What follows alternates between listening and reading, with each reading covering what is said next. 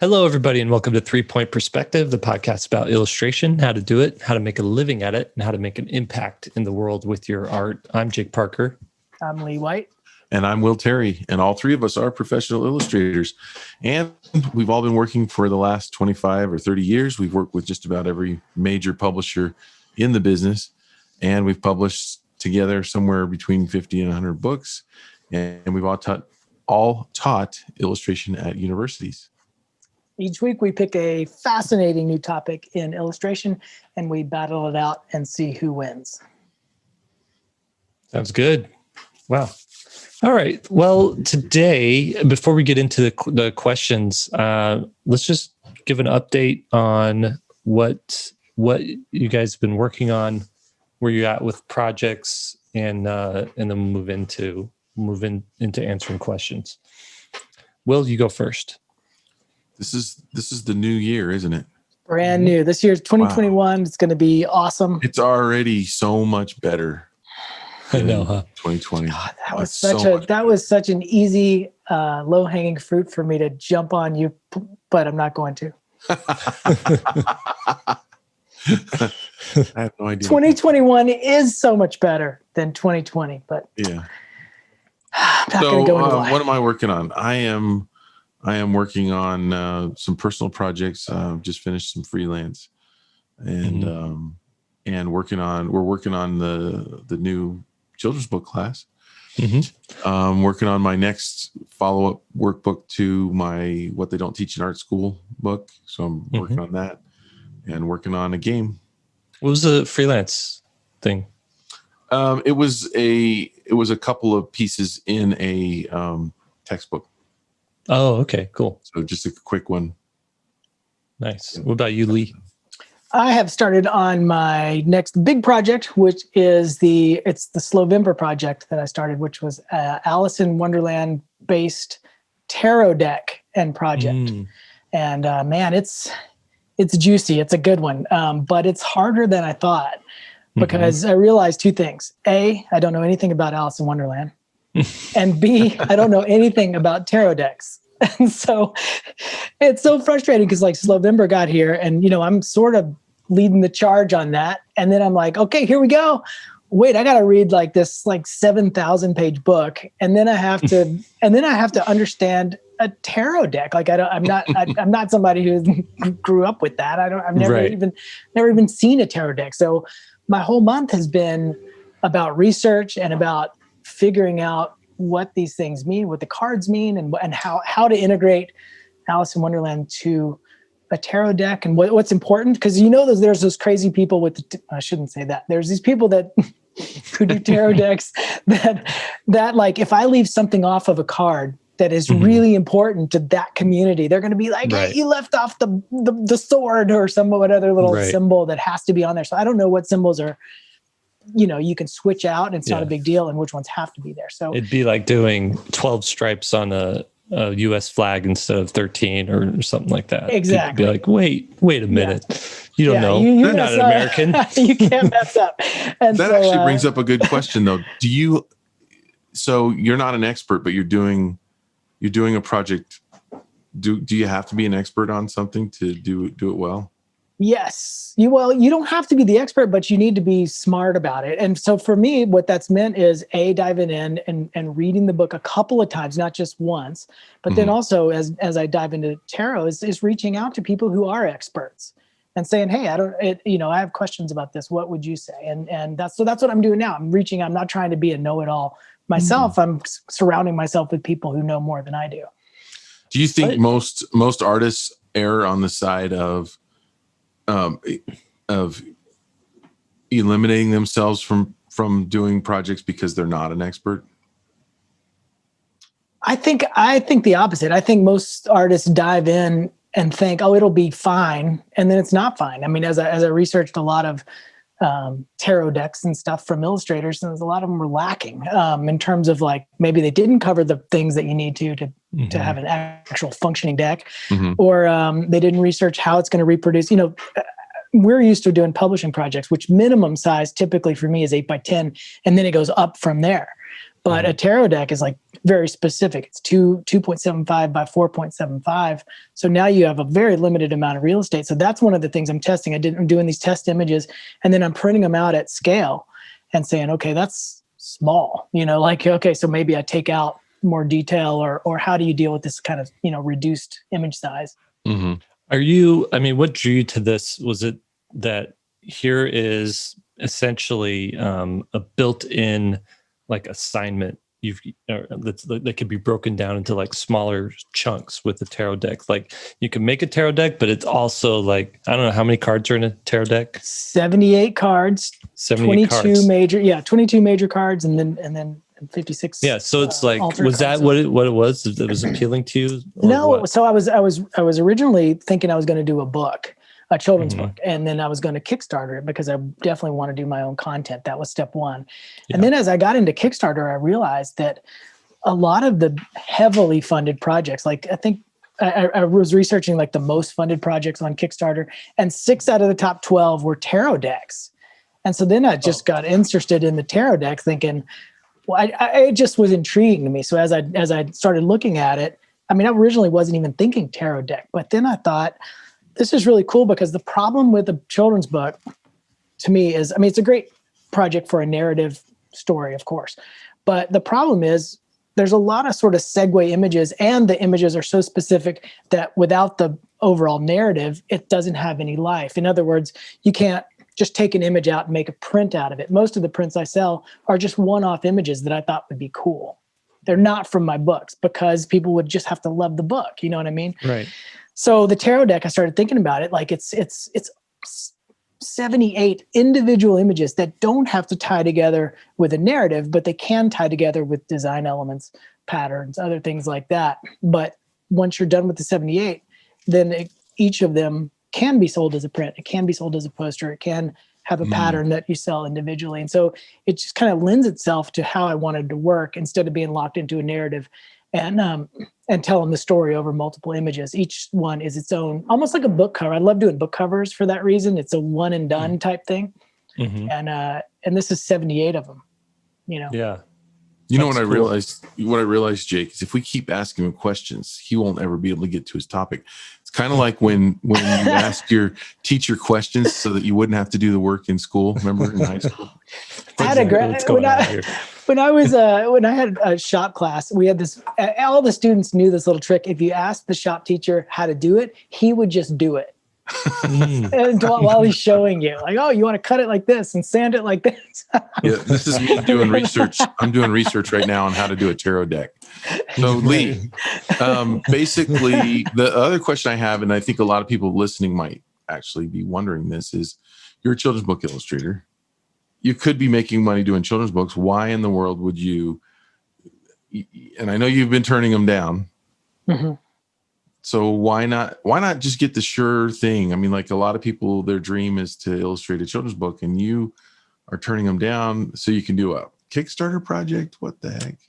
Well, I just haven't liked the narrative. The books I've been getting, I haven't liked. And so I am doing another children's book too. I'm writing that right now. Mm-hmm. And that'll come out probably next year. But I think I'm just going to self-produce it, because I want to do the books that I want to do. And I don't want them to have to go through all these editing process and all that. And I know it's vain, and I know it's, I think there are great editors out there and great art directors, and they'd be fun to work with. But I just am sick of people changing the story that I want to tell. I just want to do a project, and I want it to be like I want it to be. And if you like it, like it, and buy it. If you don't like it, then don't buy it. I think what's interesting about this tarot deck thing that you're doing is this is a perfect example of following opportunity and bringing your passion with you, instead of following your passion and hoping for an opportunity. You're not passionate about tarot decks, but you are passionate about illustration, and you see opportunity here. Like, oh, if I do a tarot deck, there's a built-in audience for it. It's a chance to do a bunch of different kinds of illustrations. There's more than one usage for the art. And so I think that's a really good example, I think, for other people, where if you're not having success in your art,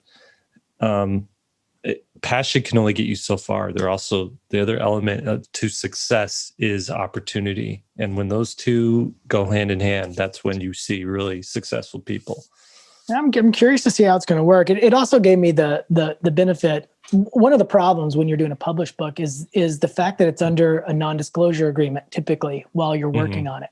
I've wanted to make my Patreon for years, but I'm always doing books, and so I can't show the work in progress. And so this was a chance. This is a long-term project where I'm going to invite the listeners on board and start my Patreon and show the process of here's how you do a big project on your own when you don't really know what you're doing. Because a lot of people are in that position, right? When you start something, it's almost overwhelming how much information you got to take in. How do you break a big project down, and how does it go? And so I want to bring people into that, not just like, oh, here's a cool image that I made, but here's a roadblock that I hit, and here's how I'm trying to solve it. And maybe I don't even know how to solve it. Cool. So it'll be interesting. Great. Well, should we get into Lee's questions? Let's dive in. We should keep asking more questions. I can tell you what you'll ask me because I've got a tarot deck right here and it tells the future. So I knew you'd try to distract me because the Queen of Swords card came up.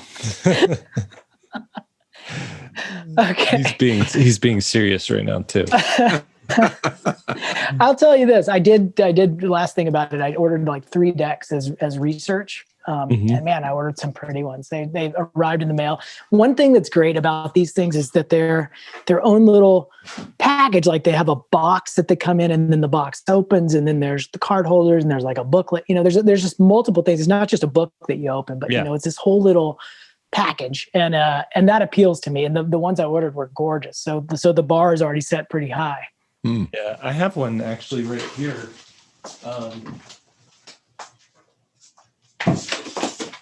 Did that graph ever print out that table? I'm not sure. Okay. Does Allison know she's in the podcast? She's recorded now in the podcast. Sorry, we're doing the podcast right now. Oh, sorry. Oh, that's right. cool, Jake. So it opens up a clamshell box. And That's a classic clamshell box. If you're listening to this, you can't see what we're doing, but we do have a YouTube channel called SVSLearn. And they're pretty good size. They're like they're 2.75 by 4.75. Yeah. So when I got this, I was like, I was feeling the same thing you're feeling. Like this is such a good design opportunity, illustration opportunity. To do a box is going to be odd. I'm looking at making a wooden box.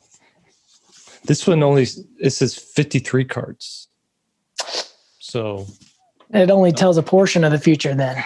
Right. You need all 78. Hey, pull up one card and let's just see what our podcast future is going to be. Just randomly pick it out of the deck. Randomly pick a card. Let's see what it is. And you know what they all mean? No. Now that you're an expert? I'll wing it. Okay, here we go. It is the double horse head. Double horse head. That is a prophecy of a fantastic podcast where it's good versus evil because there's a light horse and a dark horse. So, do you know what? These are also playing cards. That's why I don't know what kind of wacky deck you got there. So look, it's got ace of clubs on it. These are not. This is not a standard tarot deck. These are not standard cards. And this is like some kind of wacky Jake Here's Parker. The double-headed artist. I think Lee is going for an illustration loophole here. He's trying to have his cake and eat it too. He wants to be able to paint whatever he wants. Correct. And still make good money. Correct. And not have an art director. And multi-products from the same project. You want the artists running the asylum, basically, is what you want. Right. Yep. Each card is going to have a pattern on it. Those patterns are then going to be made into like pillowcases and blankets too, as a pattern. It's going to be a all-encompassing extravaganza. All right, let's get into our questions. Okay, so the double horse head indicated a great podcast. Should we talk a little bit about the fact that we are moving to a little bit different system this next year? We've had the idea of just our audience really responds to the listener questions, and it gives us a chance to dive into questions that they might have and different perspectives out there. And so we are going to lean into that, right? This next year, where we're each doing listener questions. We're going to research each one beforehand a little bit, and then we're just going to talk about it. And so it's going to be a little more organized. All right, so let's go ahead and dive in. This is from Katrin. I'll go ahead and read it. I've paraphrased down a little bit of it just to make it a little more podcast friendly. I'm a self-taught illustrator from Australia and recently joined SVS to learn new things and improve my work. I know you are probably too busy to give advice to your students you have never met or heard about, so I'd very much appreciate your opinions on my progress. Is there any? As an industry professional, I like your teaching style. You're so much better than Jake and Will. Paraphrasing there. It's simple and structured instructions, and was hoping to help if you would help my career move forward. I'm wondering if I can get a suggestion of what I should change, what can I focus on, and maybe what I should drop. The big deal is they just want to know where they are so they can feel calmer about it. And so we get these emails a lot, and I think a lot of our listeners have this question. And so I thought the real question is, how can someone know if they're on the right path? Right. And so, I mean, it would be impossible for us to answer each one of these individually, like to go into your Instagram or to your website, look through all the images, and then give you feedback for free. That would just it would take too long. Mm-hmm. And it'd be all we do. Right. I do want to add, the one thing to be careful about is when people do make a snap judgment like that, say, oh, you need to just do this. Well, if they haven't really looked at your work, you got to be careful of that, because they could send you way in the wrong direction if they just said, oh, just recommend something that they would do versus something that you should do. So I did want to throw that out there first. Be careful if somebody just giving you a quick hit on your portfolio. Mm-hmm. In asking for advice too, be wary of directions and be very open to maps, right? Because I heard a friend of mine was talking about this on his YouTube channel, and he's like, it's like breaking into an industry or finding success in illustration or any particular industry is sometimes a lot like busting out of prison. And when you break out of prison, they patch all the holes and they figure out what went wrong so that no one else can break out of prison that way again, right? And so there's a little bit of that going on. It's like this person was able to be successful doing, I don't know, exploding kittens, right? Like, let's come up with this exploding kitten. Now you're going to go and I got exploding puppies. You're not going to have the same success as exploding kittens, right? Because they've already people are wise to it. They've already seen that, and so I kind of feel like if you give someone, here's the lay of the land, here's where you want to be, on the map, here's where you are. You're going to watch out for this river over here. You're going to want to steer clear of this cave with a monster in it, and kind of get your way around. But other than that, you got to find your own path to the top of the mountain. I feel like that's the best way to help somebody out. Right. And to build on top of that, I think that's great advice. To build on top of that, you do need to get advice from other people. The first thing you should listen for when you start getting advice from other people is them asking that question: where do you want to go? Mm-hmm. If they just dive in and start giving advice without them asking that question, you should be very skeptical. That's a newbie move. As a portfolio crit person, you're nervous. SCBWI asks you to be a crit reviewer. You stand there and you just give quick feedback as quick as you can. And if they don't start with that question, you might get the wrong map, like Jake was saying. But I do have a couple little recommendations here for people looking for some kind of path to start getting feedback.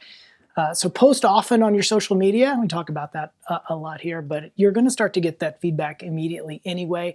Though the asterisk there is everybody online is pretty nice. I've seen some horrendous images, and then I look at the comments. It's like, this is awesome. Love it. Mhm. So just be careful.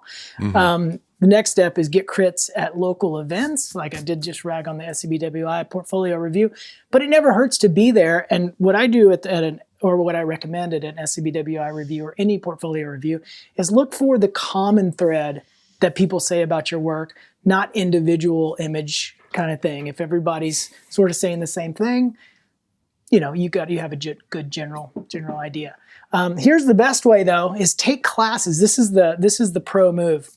Take classes from a teacher that you really respect, and then try to weasel in your portfolio review when you're taking the class. I've had students do that, and it's such a great move because I'm already teaching the class and I'm already there. Yeah. And then they you're in show that me mode.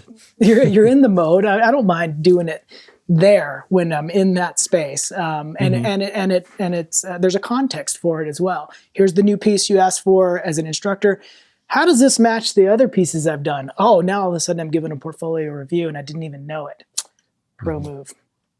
And then lastly, if you do ask for a crit from an individual person, a pro or whatever, you got to offer to pay for it. Don't ask for the free crit. You just have to respect people's time and experience. Mhm. Will, Cool. what do you think? I think you guys covered it pretty well. One of the things that I was thinking of that kind of goes off on a little bit of a tangent, though, is like unto this question is what happens if the person that you're, as a teacher, you're trying to help has a a goal that you feel is not a good goal. I don't know how to say that, but like sometimes I'll have a student that will say, I just want to do calendars, if I could just do calendars or something, and so, as far as like, I'll have students a lot of times go, I don't know what I want to do. I don't know where I want to go. That's good. I think being more open-minded rather than saying, I just want to do concept art. If I could just do concept art, I'll be happy. Because the truth is, once you get gigs doing just concept art, you'll get burned out of doing any one thing. And artists are typically more satisfied when they get a chance to work in a lot of different areas, making art for lots of different projects. And I think that's what all three of us have experienced in our careers. Yeah. I think too, you have to know yourself to some degree. And sometimes you don't figure out who you are until you've gone down a certain path and realize, oh, I don't like this path. And I think that's fine too. Like realizing, okay, I went down this path. I realized, when I started out, it was something I wanted. Once I'm here, I'm realizing I'm not the right person for this. It's okay to jump and go down another path. And you have a long life, and learning doesn't, if you learn smart, you can learn things somewhat quick, and you can find your way through things. But I think the main thing if you're choosing art as a career, you should know at least this about yourself. One, do you like, it's either one of these two things. Do you like running your own business? Are you entrepreneurial? Do you like marketing yourself and kind of having a lot of control over what you're doing? That's one side. The other side is, do you want to focus in on one thing and just master it and be so good at it that you're known for that thing, and then essentially be a helper to help people accomplish things that they want to accomplish and use your services, when they're looking for that, the journeyman, right? That person who knows how to do that one particular thing. You want to be on the top of the list of someone they call to do that. And I think those are the two things, being a part of a team or being like solo, right? And when you go into children's books, it's more of a solo thing. Your art is the one that's carrying all the weight, and you've got to find the jobs, and you've got to make sure that you're being competitive and looking for other things. And like Lee was saying, find ways to have your illustrations have a life beyond the children's book. get your work into galleries, sell prints online, those types of things. And then the other side is you get hired on to be in-house at some place, or to be, sort of like this, whether it's permanent or temporary, just being a cog in a big machine that's creating something much bigger than you, much bigger than what you could do on your own. And so you just have to figure that out. Like, what are you might think, oh, I'm the entrepreneur. And you get down that path and you realize, dang, this is really hard and I can't juggle all these balls at the same time. It might be the other way around. Like, you might be happier as being a part of a team, team member. So something to think about. What you're talking about there is actually really good advice. And I hadn't really thought of it too much, but the first step, I guess, to figuring all this stuff out before you start going to other people really is sort of interviewing yourself and doing your own research first. Like two other questions I'll add to the ones Jake said. What am I good at? And what do I like to do? And sometimes those two things, you think they're related, but they're not. Like I'm actually really competent at rendering if I try to do it. But I don't like to render. And so those two things would look like, if I did a rendering project and it looked great, a teacher or a reviewer could say, okay, you're going to do realistic art. You need to go over here and do this portraiture or something like that. But I don't like that. And so those two overlapping circles, Venn diagram kind of things, don't overlap at all. So really doing the interview on yourself. What kind of life do I want to have? How do I like to spend my days? What projects are most interesting to me? Like this person who sent me this letter, that would be fantastic. Like, here's the things that I've done. Here's the images I thought were the most successful in terms of the way they look. Here's the images that I had the most fun doing. Those two might not be the same. And that would all of a sudden give a reviewer quite a bit of information to at least get you on the map. Let me throw something else in here. I got an email a couple months ago from one of our students, and she spent time. I mean, she put 20 or 30 images in this email, and she said, and she just kept writing, like, this is what I was doing last year. This is what blah blah blah. This is this year. I did this kind of project. I did this kind of project. I've done this kind of work for this market. I'm trying to do this. And I, as a person we're all busy, right? We're all busy. I couldn't get halfway through her email.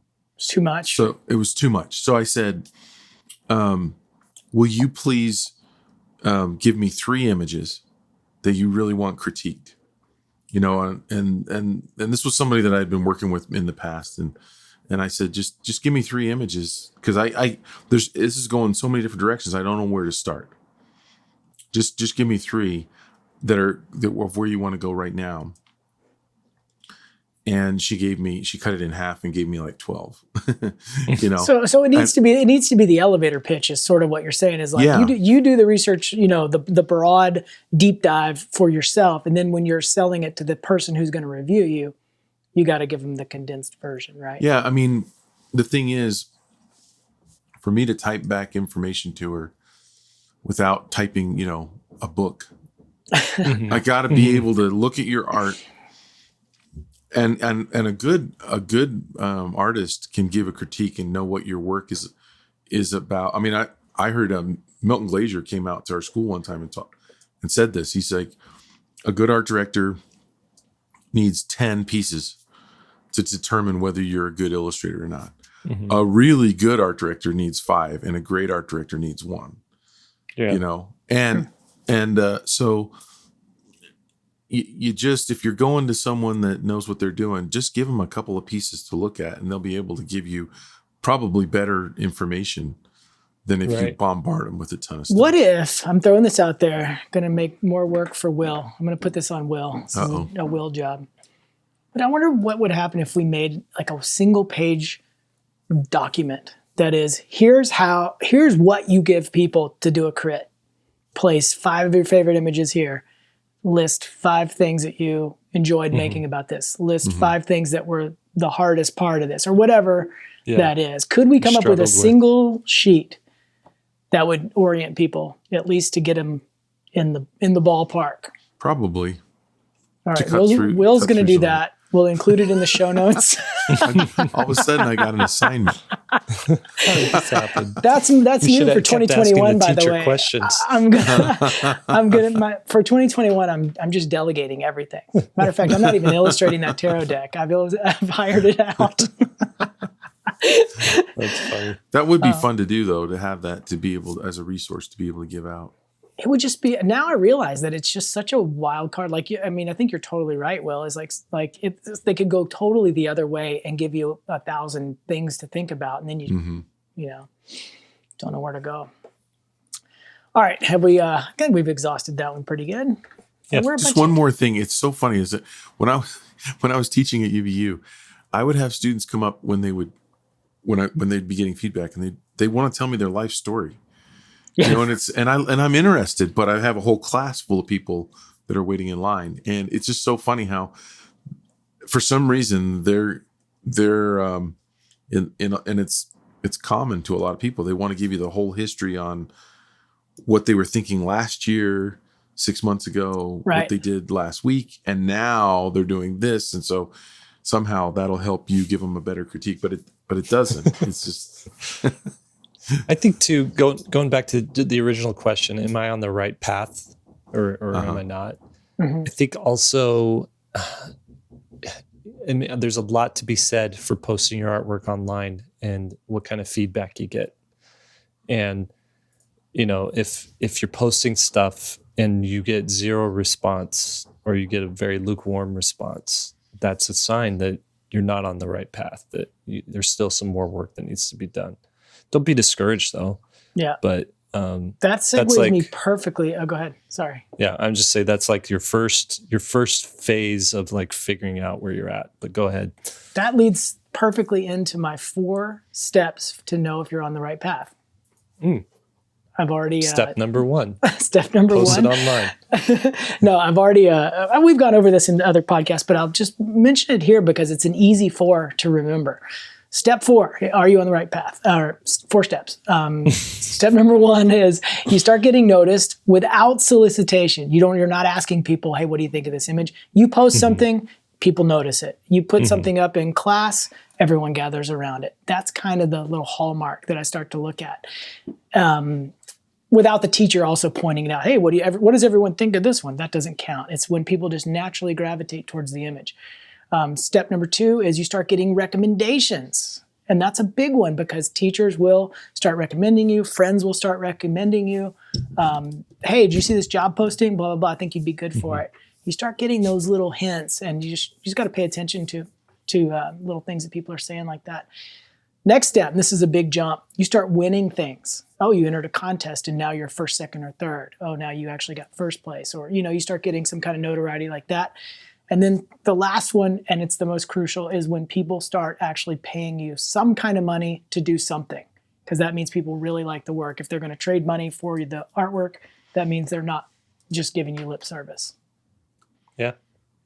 Very good. It's a good 4 section list, whatever. It's easy. 4 item list. Easy to gauge. If you're not getting any of those, then there's something going wrong that you got to fix. All right, the next one up. This one is from Christopher. This was submitted online. You guys, by the way, can submit questions to our forum at SVSLearn.com if anybody's wondering how to get some of these questions through. Or you can email me, Jake, or Will. We're not giving out those. Are we giving out our emails here? I don't know. No. We didn't talk about that. Okay, so go to our forum. Go to our forum. We'll have a thread where you can ask questions. These are some just individual ones of the people that email me. Don't email me, or everybody email Will Terry. That's where we're going. Anyway, this is from Christopher. He's been tapped to publish some books. Publishers contacted him. The publisher wants to bundle the books in terms. This is a little bit technical of a question, but it's an interesting one. Wants to bundle the books as a royalty. Typically, we get a royalty if you illustrate a book, and you have to pay back your advance. Do we need to go into the detail there, just so people understand? As a children's book illustrator, you're given an advance. Say it's $5,000. The you illustrate the book, you get paid the $5,000. The book is published, and then as it starts to sell, you start earning back that $5,000 to the publisher. You're not paid a royalty until that $5,000 is paid back, and then after you've paid that back, you start receiving the royalty rate, whether that's 10% or 5%. So that's just a quick overview of the industry term is called earning out. Earning out, right. And you start definitely getting want to earn out. So that's when you start earning royalties, and you can make a lot of money. If a book's successful, you can make $1 million. Let's just say that. But this, have you guys heard the term a bundled book? Mm. It's an interesting one. It's very scary, and that's why I wanted to go over it here in the podcast. So a bundled book it's where there's two books. So say, taking our example of $5,000 advance, now you have two books, and the advance is $10,000. Even it doesn't matter how the books sell. You have to pay back the full amount for both books before you start earning a royalty. In other words, if book A sells $7,000 and book B sells $100, you still have a couple thousand to make back, even though book A is over the limit where you would have started to get royalties after $5,000. It is insane. The other scary thing about that, I had one with Simon Schuster a long time ago, the Ant Hill series, where it was 7 books in this series, and I think that each book was like $7,500.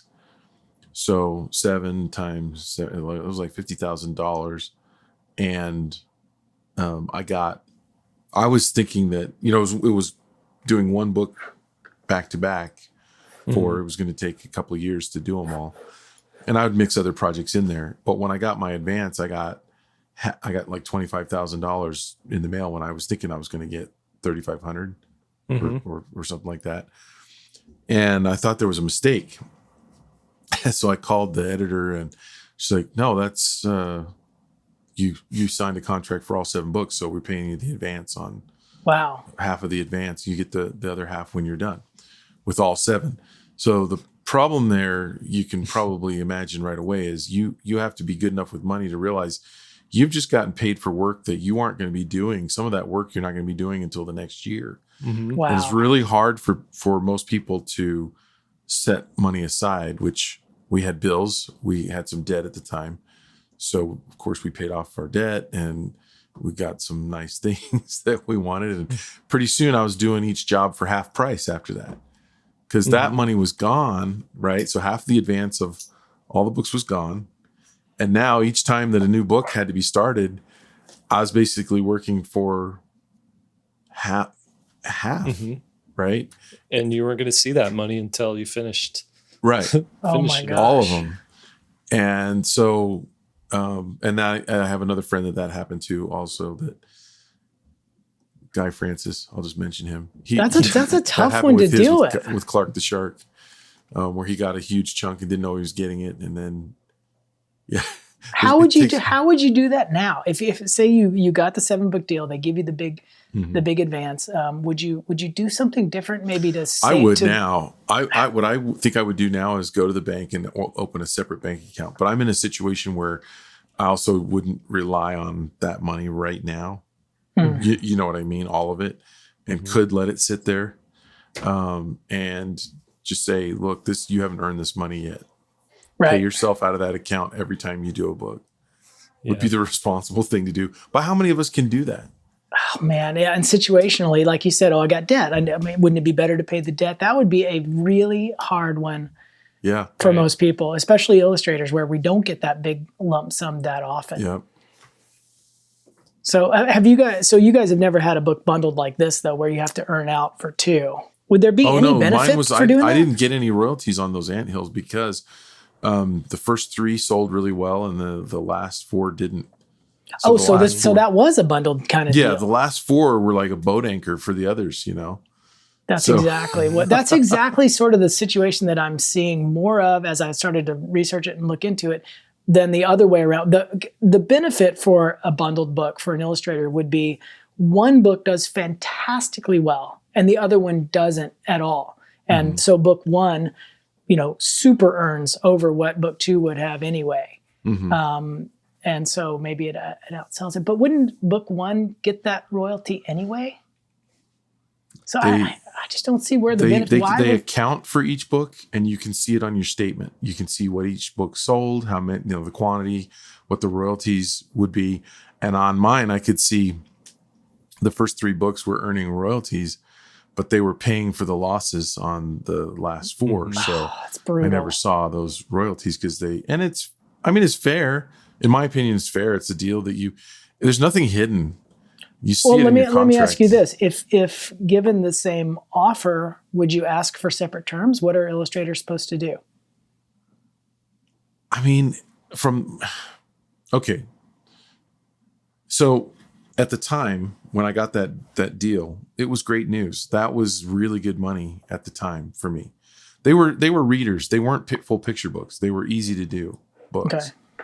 Okay. And getting a contract for $50,000 was just really good news. And it didn't matter that it was, about the royalty situation of each book having to earn. It seemed fair at the time and still does today. It's like, think about it from the publisher standpoint. Some of your books aren't making any money. So there are losses on their books. Right. So they tie them together so that they all have to do well for you to get royalties, or you don't. I don't think that I could have negotiated out of that, by the way. I think they would have gone to the next illustrator. I think you could try to say, because I've gotten a 2-book deal before, and I get royalties paid out for 1 book. I don't have to wait for both books, but I haven't done like a 3 or 4 or 5, 7 book thing like that. Mm-hmm. But I would say go for it. Like, try to at least have each book earn out royalties on their own. I think it's probably easier for their accounting maybe to pay the half up front for everything and the half when it's delivered. But if you I think it's another situation where the publisher figured out a way to pay the same amount up front and then to not pay the royalties. I think, and I know it sounds evil and kind of dastardly, but I feel like one by one, the decisions that publishers make end up screwing over the illustrator. Yeah, but is it okay? This is where we have to disagree. Yeah. 2 men enter and 1 man wins, and this is where 2 men enter and I win, because the thing is, if your books do really well, if the whole 7-book series sells really well, you're going to make out really well as an illustrator with royalties. You'd make out well anyway, even if it was on an individual basis as well. True. And you would actually do better because you wouldn't have the boat anchor, the few boat anchors in there to bring down the sales of the original. Let me just say it this way, Lee. If you were the publisher, you would do this deal. Because you're shrewd. You're a shrewd business person. No, I'm a fair business person. You can't take from here's my problem with the publishing industry is and I know they have expenses. I get that it's expensive and hard to produce a book. But the problem is we are the majority of the content creators and we get the minority of income and success of a book, in my opinion. And slowly but surely they take that from us over time. And like, for example, what used to be included in work was if you're doing traditional work, you do the work and you just ship them the paintings. But now it's required that traditional work be scanned. So if you're a traditional illustrator, you now have to pay for the scanning. Whereas before the publisher paid for the scanning and nobody said anything about that. That was just a one moment. Oh, now you have to provide us with digital color correct files. And that expense just got passed on to the illustrator. So, and then, I talked about this on a podcast before, but going from list price to net price, there's all these little switches in contracts that seem to screw over the illustrator. The list to net, I'll give you that one for sure. And it would be more advantageous to the illustrator if each book in a bundled book series was treated individually,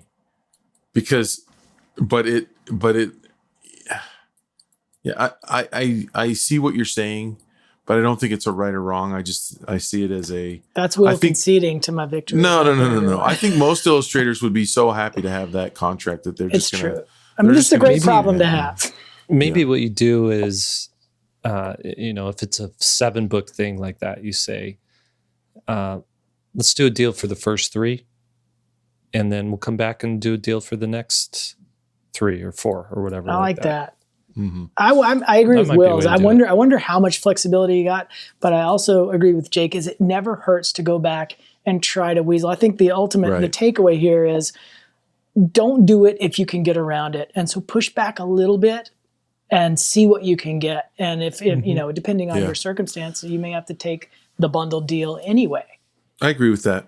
It never hurts to ask. Yeah. Cool. But I don't agree with your ultimate point. Yes, you do. Because you're ultimately wrong. Yes, you do. All right, I think we have time for one more. All right, this is a quick one, but this is an issue that comes up a lot, and it actually segues from what I was just saying about illustrators having to scan and print their own work. So we're required to give print-ready files now. Do you guys agree with that? Yeah. Mm-hmm. Okay, so the question that I got was, all my work is digital. Who is this from? I don't have a name on this one. That makes things easier. All my work is digital, but it looks so wildly different on each monitor I see the image on. I'm worried about how it will print if I work with a publisher. Help. That's a great question. It's a great question. It is. So that's why they do proofs, and like that's why you get like printed proofs sent to you to make sure what you see on that paper is what you want to go to print. There's a million projects where they don't send the printed proof. The book covers, for example, I've never received a digital or an actual printed proof on a book cover. Yeah, well, in that case, if you're really concerned about it, ask for it. But you want to know my honest, unpopular opinion? I want to know. Wait, first, give us the dishonest one. The dishonest one. The dishonest one is it matters. You should really stay on top of that. You should ask for proofs, even if they don't send it. My honest opinion is nobody cares. Okay, here's my opinion now, based on what Jake does not know what he is talking about. Let me finish saying. Stop. Here's the thing: is you do your illustration, unless you're doing like these weird colors that look weird between RGB and CMYK, it's gonna look fine, and the average person who sees it is not going to be like, oh, I don't know, those blacks are a little too black, or oh, those blues should have been sharper. Nobody cares. Jake does not know what he's talking about. I love this because we have a throwdown. Go for it, Lee. And I'll break the tie. Here's the way. Ultimately, you can't. The one little caveat with what Jake's saying is you can't control the ultimate end printing. You can't. I mean, some of it's gonna be printed in the United States, some maybe in China. It could be printed anywhere, and it's gonna change. Even the same file printed in 2 different printers is gonna look different. But you can take steps to try to limit that amount of change, and you can take steps on your end to try to help the whole process. And they're easy steps to take. And so it's crazy to just send it out and not just say, oh, I'm not going to worry about that, because you're asking for it if you do that. Jake, you're crazy. I'll tell you a few things. If you want to test me on this, if you're working in Photoshop, go into Photoshop and select your color profile. You'll see it under the edit thing, and you can just change your color profile at will, and it won't affect your file at all. That's what's interesting, is that depending on which one you're on, your colors can pop up fluorescent on one and be completely washed out on another, and your file is actually the same.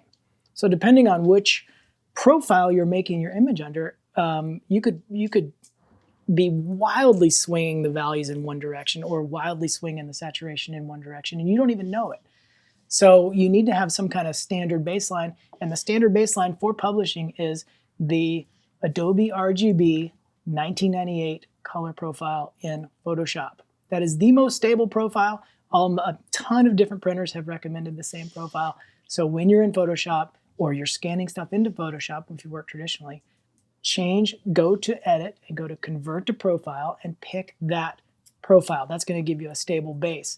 The next thing is to print out that image on a good printer on semi-matte or semi-gloss paper, because you don't know if it's going to go totally glossy or matte. and try to get a good color proof and then send that with your job. So you send your digital file to your printer, and then you mail them the proof and say, here's what I think this should look like. 90% of the time, they will love you for that move. And now the printer has something to match. Okay. Wait. Let's say your life really sucks and you have all this free time. You can do Lee's method. No, it's clicking a button. It's clicking I want to add to what Will button. said. I have my 10th children's book just came out from HarperCollins or an imprint. Simon, I don't know. All these 10 different children's books have been with every major publisher. One of them got on the New York Times bestseller list. For being the worst printed book. I have no idea what Lee's talking about. I have never done any of that. If you want to roll the dice, you can. I'm just saying, if you want, you can control a little bit of the process. If you care about color, I send proofs in when I'm doing a children's. If I'm doing a book cover, I don't do that. If I'm doing a children's book, I do. I send in. Why does it matter for the interior pages, but not for book covers? A lot of times the turnaround's too fast, and it's just too quick to mess with that stuff. The children's books are such long projects that I like to be a little more. I just like to put my best foot forward. Unlike Jake, Jake pulls out the two-headed horse card, tarot card, and that's how he picks. Here's the thing, and this is what I love about having the three of us, or another podcast with three other people, or just multiple opinions, is there are some people that are technophobes. You know, they're geeky, techie, and they really want to know. And they ask me I get this question a lot, and I'm like, I'm not the guy. I don't. Here's what I did. This is going to sound like a Wacom commercial. Wacom. I bought a Wacom Cintiq monitor, and I found out every time I send artwork from that I've created on here, it looks exactly like it does on the monitor every time.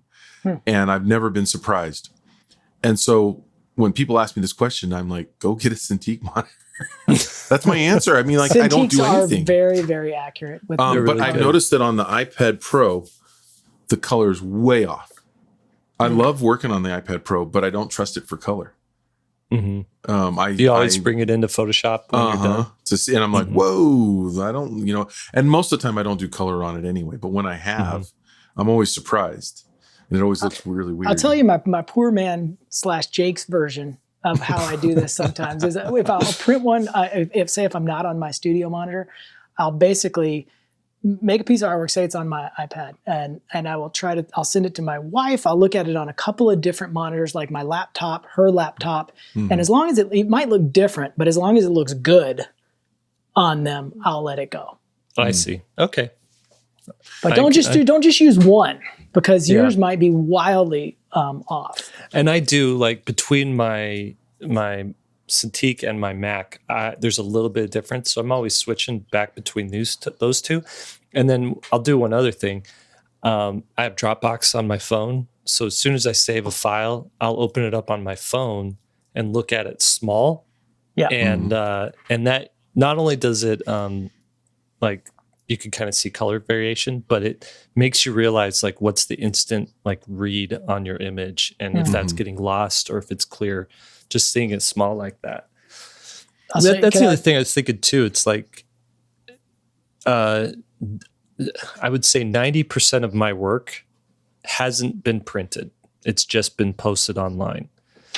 And of that 90%, I would say 100% of it has been viewed on every different possible like monitor configuration, whether it's handheld in your pocket or on a screen. And you just can't control how it looks on everybody's different monitor. You know, my kids, with their phones, they keep the brightness to the very least so it doesn't like destroy their batteries. I know. And they're like, hey, Dad, check this out. And I'm like, hold on. I can't, like, it's glaring on there. I can't see it. How do you turn the brightness up? They're like, you're so old.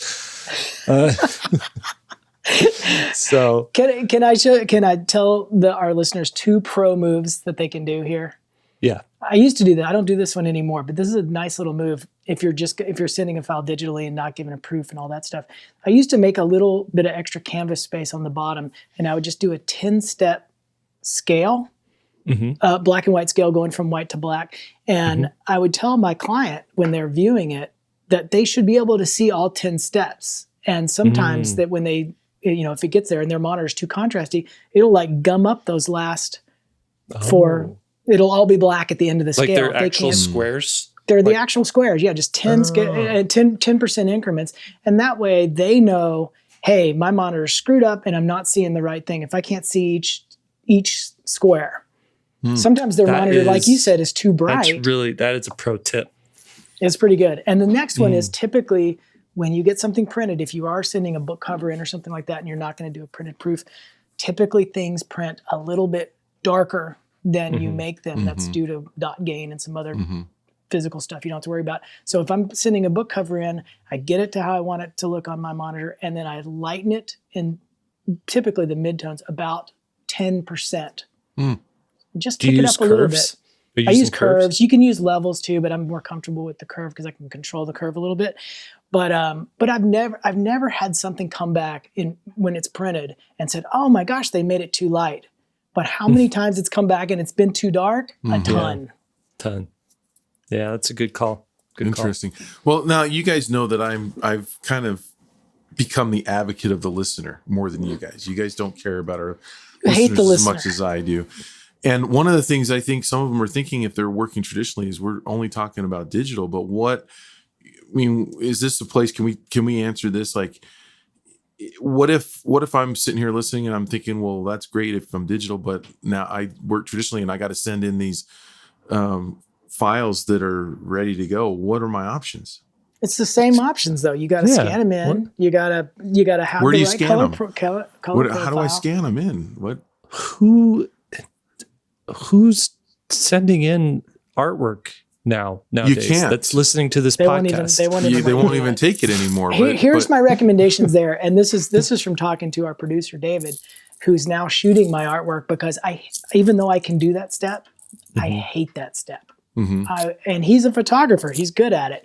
Find a photographer, pay him a little bit of money to basically scan it, but they'll be giving you a high-res file that's color correct already. With like a high megapixel camera, right? Yeah. Okay, but the problem is I went to this was back right before I transitioned to digital. So I've got these acrylic paintings on paper. And I did this thing where I wanted to have control of those files because I didn't want to send in the artwork because I was working, and this is dumb. I was transitioning. So I was working half traditional and then finishing up stuff in Photoshop. Okay. Working backwards. I started them in Photoshop, had them printed on my paper and finished them. Painting over top of them. I did that for the frog with the big mouth. And so when I had those files, I had the actual paintings at the end, and I needed to get them shot. And so I had a guy who could do it, but he was a long distance away. And I had this guy that I worked with at UVU who was the photography teacher who said he had just bought the lights to cancel out the noise, So basically what I'm doing is I'm holding my hands up on two different sides of the paper and you shine light from two different directions, and they don't let any of your texture show any shadows. Right. And so he said, I've got the right lights. They're color corrected. Everything's set up in my house. I can do this for you. And he was going to charge me about half as much as the other guy. So I took them to him, and they had noise all over them. And noise is like little reflections. They were horrible. They couldn't use them at all. So here's a guy who, quote unquote, knew what he was doing and couldn't do it. So it's not as easy as just finding a. Well, you got to do a test. You don't want to just send like your important new book cover job and start from scratch there. You got to do some testing. Yeah. So for anybody listening to this podcast back in time, like in 2005, here's what you should do.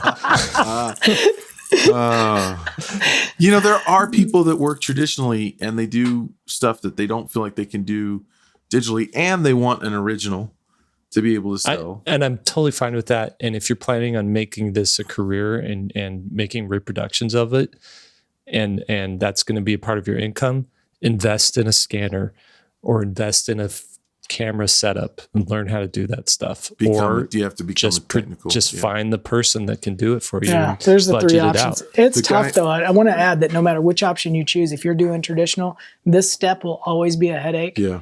It always is a headache. All my gallery stuff is big. There's no scanner I can put it on, so it has to be shot in small sections and then tiled together in Photoshop, and it's always sucks.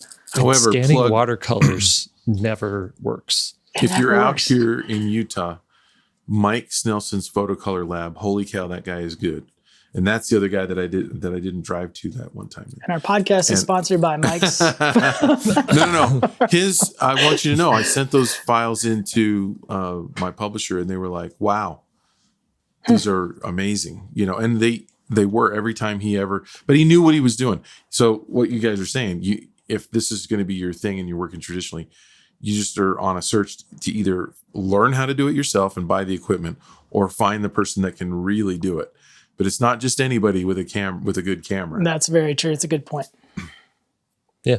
It's a good question, man. It's funny, these like little technical things you think they would just be easy to answer, but they're not. There's a lot of different variables to play with. It always is kind of shocking to me. Mm-hmm.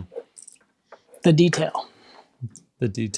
Well, also, it's shocking to me that we can cover an hour with 3 simple questions. It's just, I know, huh? We're just some chatty people. Well, I have to set you guys straight. When you're wrong, you need Will to be has been corrected. proven wrong many, many times this podcast. Well, and that is what the two-headed tarot card is Will arguing with himself.